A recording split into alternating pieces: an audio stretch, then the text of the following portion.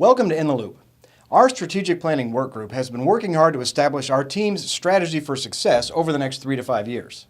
The work group brought in an outside facilitator who really helped us look at our strengths and opportunities in a fresh way and helped establish our new strategic game plan. With her help, we established our key focus areas for the next 3 to 5 years, as well as specific objectives within each of these areas. Our key focus areas will be team members, customers, operational excellence, and profitability. Within each of these key focus areas, we identified specific objectives. For team members, we will achieve service industry leading team member engagement and achieve and maintain optimal staffing at all locations. In the area of customers, we will deliver a wow customer experience and achieve service industry leading customer loyalty. In the focus area of operational excellence, we will define and document all key processes, define and achieve key performance indicators, and we will identify and implement best practices company-wide. Lastly, in the area of profitability, we will maintain or increase our desired level of return on assets, and we'll make sure we live within our means. For each of these key objectives, specific initiatives were identified. Now, we're not going to review all of these initiatives now, but you can find them in the Knowledge Bank and Vision Track in the Strategic Planning folder. We'll also email a copy to each team member with a Mike's email account. This document outlines each initiative by key focus area, who will lead the initiative, and its tentative date for completion. We're very excited about this new strategic game plan, and we're very confident that it's going to set us up for success to help us accomplish our mission and achieve our vision in the coming years. Let's go over to Billy Shaming now with this week's WOW story. Thank you, Trevor and Joe. Today's WOW story comes from some recent customer feedback on the entire Fort Wayne team. The customer's name is Walter Strasser. Here's Mr. Strasser's feedback. I'm so impressed with your people and the way they service your customers. I wanted to share what I've observed from the last 60 years. I've been an engineer for 50 years and traveled quite a bit, but never met personnel like the ones that you hire and train. Mike's Car Wash is on the top of my list for having the friendliest, the best dressed, and the most polite people that I have ever experienced in any retail market.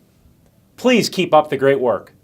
Signed, your lifetime customer since 1954, Walter Strasser. This is a tremendous example of achieving our vision. We will be the service industry leader. To the entire Fort Wayne team, thank you for your hard work and thank you for helping us achieve our vision of becoming the service industry leader. Now, let's send it over to Mike Frazier for a safety update. Mike? According to the U.S. Department of Labor, slips, trips, and falls make up the majority of workplace accidents. And, unfortunately, we have our fair share here at Mike's. Due to our environment, where we have standing water and ice, team members hustling to serve customers quickly, and customers walking around outside, we must be extra cautious to prevent this potentially dangerous form of injury to both our team members and our customers. Slips, trips, and falls occur for a number of reasons. The most common in our environment are wet and slippery surfaces, uneven surfaces, unseen obstacles, spilled or leaking products or substances, and lastly, poor judgment or unsafe behavior. A slip, trip, or fall can lead to injuries from a scraped knee to broken bones or maybe even a serious head injury. So it's worth it for us to take the necessary steps to prevent them from happening in the first place. For our team members, it starts with proper footwear. Make sure you wear shoes or boots with slip-resistant soles and replace them promptly when they wear down. Hustle with caution. Many of our slips and falls have occurred when team members are running to provide fast service to our customers. When you are hustling, come to a gradual stop as opposed to an abrupt stop. Anytime you identify a slippery condition inside or outside the building, make sure you walk slowly and deliberately. Small shuffling steps may even be necessary. As simple as it sounds, always make sure you're looking in the direction you are running or walking. There are many distractions in our environment, including other team members calling out your name. If you have to look in a direction other than the direction which you're moving, make sure you stop first. When around any form of slippery condition, never walk with your hands in your pockets. This actually takes away from your ability to balance, and it can lead to additional injuries that you might not otherwise experience. Be aware of any uneven surfaces. These can be surface level changes, curbs, or even cracks in the concrete. Always be on the lookout for obstacles, supplies, debris, or equipment that may be in your path, especially when you're carrying something or your view is blocked for some other reason. By the same token, don't leave any obstacles or equipment in typical paths of travel around the location. During the winter, be on the lookout for ice. If you can't take care of it yourself, make sure your manager is aware and can take steps to address it.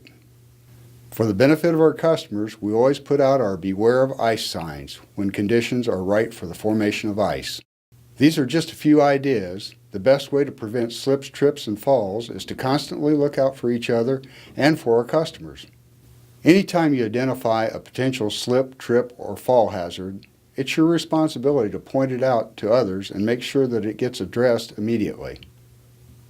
Another important area that we've experienced slip, trip, and fall injuries is with exposed openings in the ground, specifically manhole covers and various pit covers. Anytime a team member removes a pit grating or a manhole cover in the wash tunnel or the car wash lot, it's required that a 28-inch fluorescent green cone be used to identify the hazard for customers and other team members. How many cones and how to place them is covered in Procedure S613 in your location safety manual. You can find this procedure in the safety section of your manager's procedure guide. As we mentioned earlier, slips, trips, and falls are the most frequent form of workplace accident. The good news is that they're also one of the easiest to prevent. It requires that we follow the principles we've just discussed, always be aware of your environment, and look out for each other. Hey, make sure you watch next week. We're very excited to present a brand new, updated, refreshed, and re-energized WOW program, which we'll be rolling out here in 2014. Thanks for watching. You're now officially in the loop.